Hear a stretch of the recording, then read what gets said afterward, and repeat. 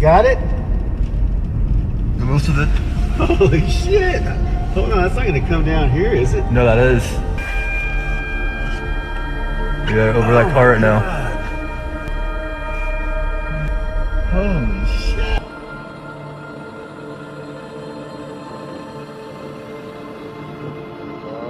黑东东在，这哪儿的现在这个样子啊？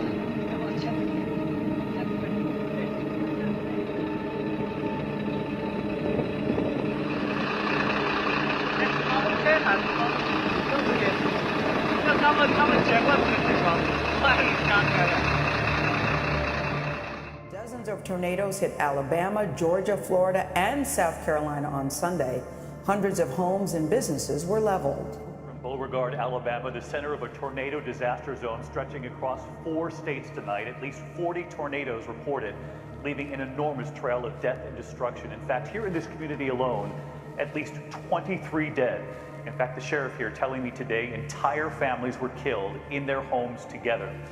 You can see behind me here tonight, this home lifted right off of its foundation, actually flipped right over, and the cars and trucks in nearly every driveway as you pass through these neighborhoods are crushed. You can actually see the windows blown out or trees sitting right on top of them. And the worst of the tornadoes struck right here in Beauregard. Today we were here when they actually came out and revealed that this was actually stronger than first thought. An EF4 now, they're saying, with winds 170 miles an hour.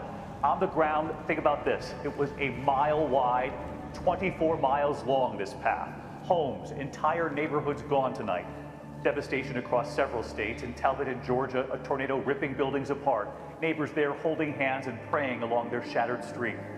And here in Beauregard, they are mourning the dead tonight. In fact, we've learned the youngest is just 6 years old. Oh, dude, that's a big tornado. The catastrophic winds tore through entire blocks of Lee County, Alabama. Oh my God. At speeds as high as 170 miles an hour. Drone footage revealed flattened forests, tangled with homes, cars, and power lines. Sirens gave this community of 10,000 an 8 to 10 minute warning to seek shelter. Insulation from destroyed homes clung eerily to tree after tree.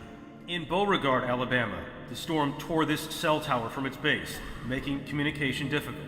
In nearby Smith Station, a popular bar was gutted to the studs.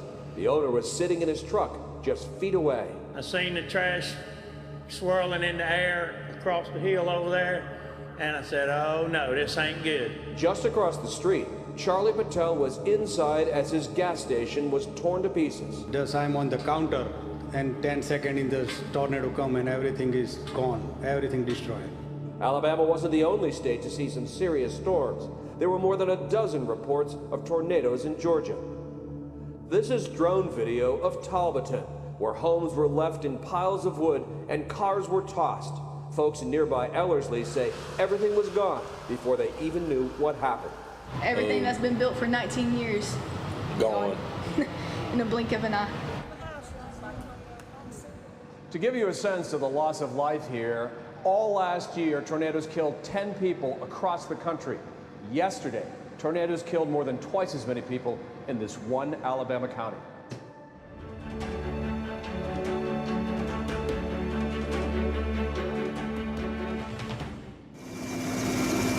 The Afghan military flying over flooded Kandahar province on a mission to rescue 1,000 people trapped by floods. There's been heavy rain in Afghanistan and southern Pakistan for more than a week. On Saturday, flash floods swept through towns and villages across the region. A disaster took place in Kandahar. There's no drainage and there is little public awareness, which is why so many people were affected. Most of the affected people were already internally displaced and living on the riverbanks, so they were hit harder than the others. The traditional homes, constructed from mud and clay, stood little chance as the floodwaters surged through. I'm a poor man. The walls of my house have been damaged. My 2 children were injured. I'm asking the government to help me by providing tents. Now we're distributing emergency aid. On the advice of the governor, we made a list of 397 families. Of that, 250 families had their homes fully destroyed. The UN is sending teams and setting up shelters to help the displaced. I think another issue that we're dealing with is accessibility. In some of the more rural areas that we're only just getting to, people are quite cut off, they are quite vulnerable, so obviously an event like this has a bigger impact on them. The destruction extends from Kandahar through 6 different provinces to Herat and Farah in the west. More than 500 homes have been damaged or destroyed, as well as schools, mosques and bridges. In Pakistan, the southern province of Baluchistan has been hardest hit. The military rescued hundreds of families stranded by floodwaters. Relief camps have been set up for those at higher altitudes dealing with heavy snow. Back in Afghanistan, most people were hurt as their homes collapsed around them. Others were swept away in the waters. In Kandahar, those who could travel made their way from faraway districts to Muas Hospital. Those who couldn't waited as half a dozen medical teams tried to reach flood-hit areas. Many people remain missing, and in such remote areas of Afghanistan and Pakistan, it is going to take some time to assess how many lives and possessions have been lost. And good afternoon. People in central Alberta were shaken by a 4.6 magnitude earthquake this morning. Natural Resources Canada says the quake's epicenter was just south of Red Deer. It was felt by residents in surrounding communities. Kendra Sagoski is in Sylvan Lake with more. This beach town is pretty quiet in the winter, so this was an early morning wake-up call people living here just didn't expect to get. It was just before 6 o'clock this morning when people reported hearing a loud bang, like a car ramming into a pole or even hitting a house. AltaLink says power went out in Sylvan Lake because of problems with their transformers just west of Red Deer. Some areas were without power for about an hour and a half this morning, but by 7:30 it was restored. But for those living here, an earthquake in the middle of winter is still a shock. All of a sudden there was a big shudder of the house, and my bed shuddered even more, it just had a big jump to it. And because of my past experience of living in Victoria, I knew immediately that it was an earthquake. My older son was just getting up for work, so I woke up to it. It was quite the shake, and I said, "Did you just hear that?" And he said, "Yeah, it felt like an earthquake." Felt like the house fell off the foundation.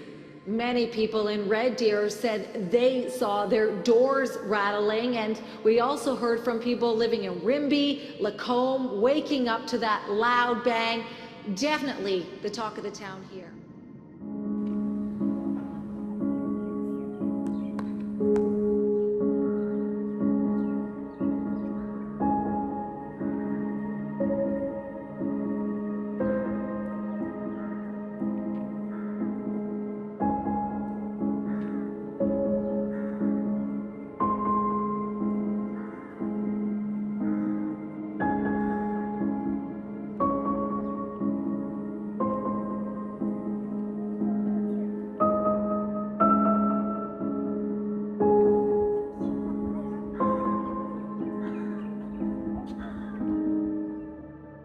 $53 kilos for each person on the planet.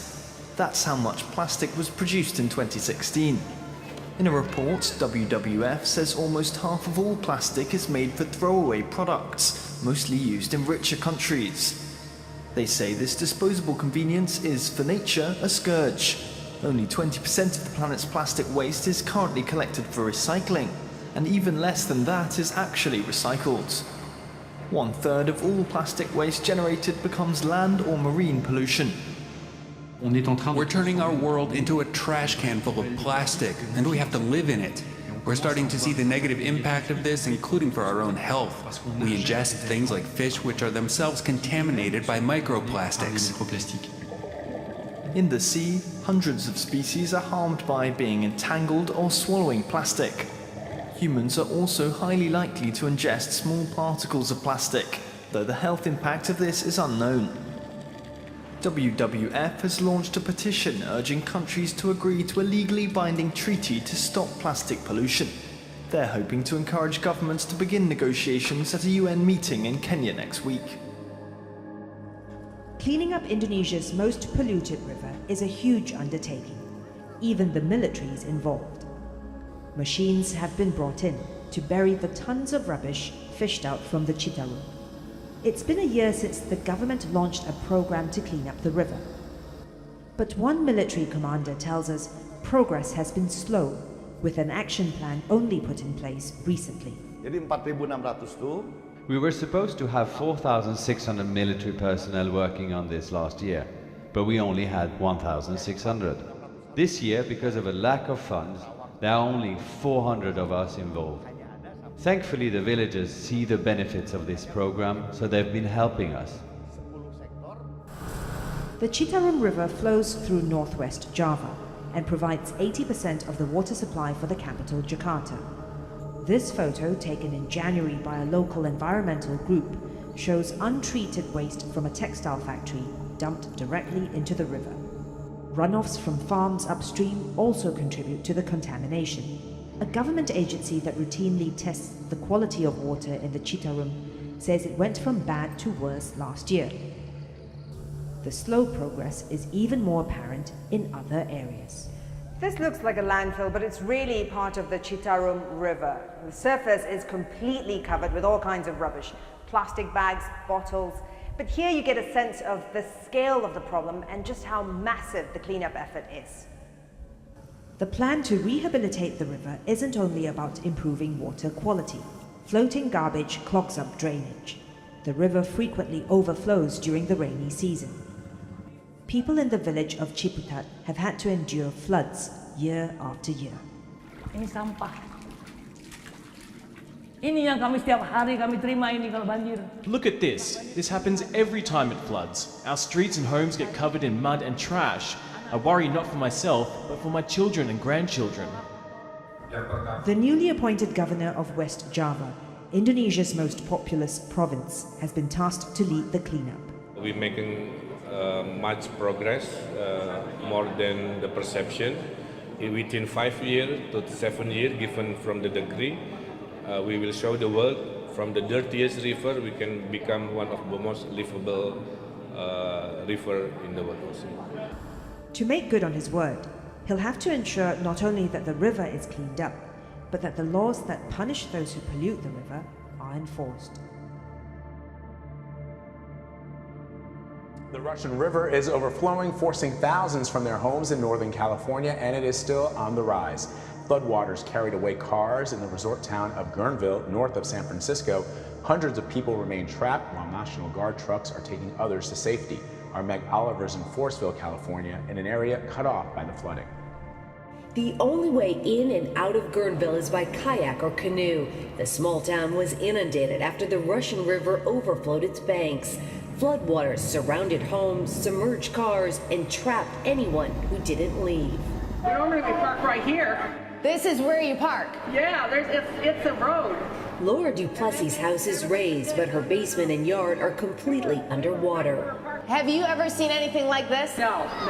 More than 24 towns along a 25-mile stretch of the river were evacuated. Along with Guerneville, Monte Rio is also essentially an island, and nearly 100 roads in Sonoma County are closed. An area weather station recorded more than 20 inches of rain over the past 3 days. We're safe. In Guerneville, at least 2,000 people are stranded. The water came up to the roof of this RV, forcing crews to reach this man by boat. One of at least 40 rescues in Sonoma County on Wednesday. Never have I seen it like this. It's scary. But emergency crews are prioritizing people who are in immediate danger. We're not going to be rescuing people unless there's an imminent life safety threat. So people are just going to have to be patient. Rachel Vasquez didn't think the floodwaters would reach her home.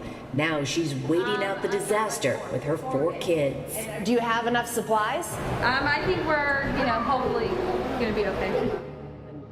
You can see where the water reached on this fence. It is going down. Sonoma County has urged California's governor to declare a state of emergency as the water continues to recede, because more rain is expected here later this week. Fears they're going to be strengthened by record high temperatures and strong winds over the next few days.